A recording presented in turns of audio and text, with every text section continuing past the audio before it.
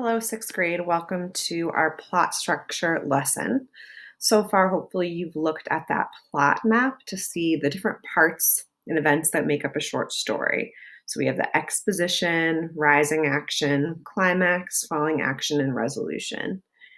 Hopefully, you've done the matching the parts of the plot with their definition and watched the short Pixar film called Cocoon. And I hope you enjoyed the surprise ending there. Now we are at our short story practice. The reading is called Bore Out There by Cynthia Rowley. And you don't have to watch me as I'm reading this, but if you'd like, you can listen along. I'm going to read aloud the story and we'll pause to answer the different questions about the plot. So scroll down, you'll see the first chunk, exposition. And again, you can just listen and follow along in the text. Here we go. Everyone in Glen Morgan knew there was a wild boar in the woods over by the Miller farm. The boar was out beyond the splintery rail fence and past the old black Dodge that somehow had ended up in the woods and was missing most of its parts. Jenny would hook her chin over the top of the rail fence, twirl a long green blade of grass in her teeth, and whisper, "Boar out there." And there were times she was sure she heard him. She imagined him running heavily through the trees, ignoring the sharp thorns and briars that raked his back and sprang away trembling. She thought he might have a golden horn on his terrible head. The boar would run deep into the woods, then rise up on his rear hooves, throw his head towards the stars, and cry a long, clear, sure note into the air.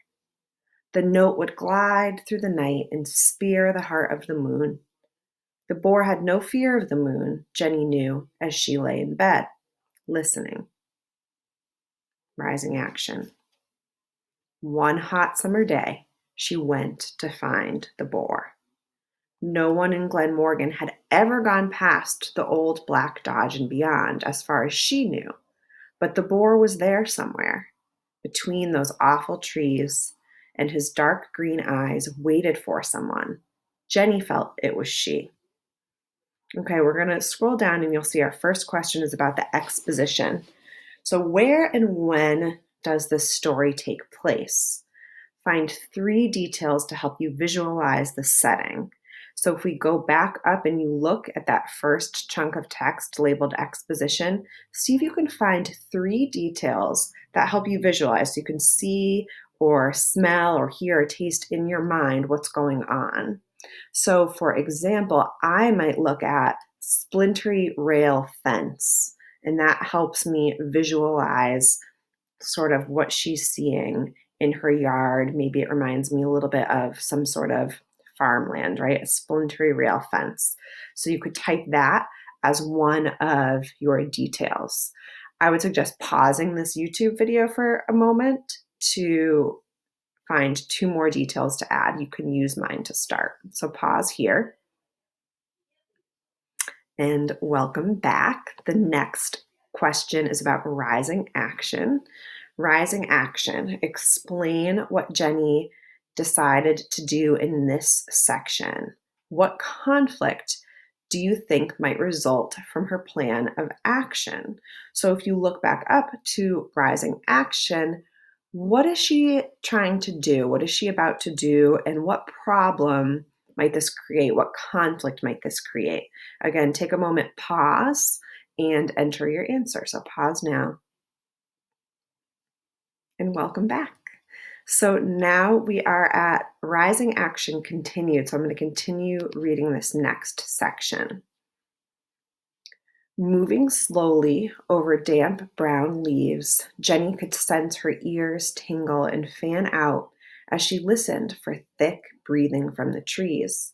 She stopped to pick a teaberry leaf to chew, stood a minute, then went on. Deep in the woods, she kept her eyes to the sky. She needed to be reminded that there was a world above and apart from the trees. A world of space and air that didn't linger all about her, didn't press deep into her skin as the forest air did. Finally, leaning against a tree to rest, she heard him for the first time. She forgot to breathe, standing there, listening to the stamping of hooves, and she choked and coughed. Coughed. Okay, so in this continuation of our rising action, what details are building suspense about what might happen next? Suspense is that tension, that feeling like you don't know what's about to happen. So pause here and write down what detail helps build suspense. And welcome back. The rising action keeps going, right? Rising action is usually the largest part of a story, right? That suspense keeps building. So in this next section, we're going to pay attention to conflict. And now the pounding was horrible, too loud and confusing for Jenny. Horrible. She stood stiff with wet eyes, and she knew she could always pray, but for some reason didn't. He came through the trees so fast that she had no time to scream or run, and he was there before her. His large, gray-black body shivered as he waited just beyond the shadow of the tree she held for support. His nostrils glistened in his eyes, but, astonishingly, he was silent. He shivered and glistened and was absolutely silent. Jenny matched his silence, and her body was rigid, but not her eyes. They traveled along his scarred, bristling back to his thick hind legs, tears spilling and flooding her face. Jenny stared at the boar's ragged ears caked with blood. Her tears dropped to the leaves, and the only sound between them was his slow breathing. Then the boar snorted and jerked, but Jenny did not move. So here, the conflict becomes clear. How do Jenny and the boar react when they finally meet? So press pause and enter your answer now. And welcome back.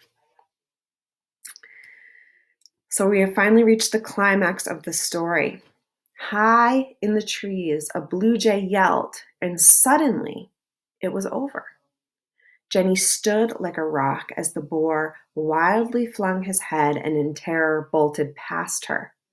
Past her. And now, since that summer, Jenny still hooks her chin over the old rail fence and she still whispers, "Boar out there."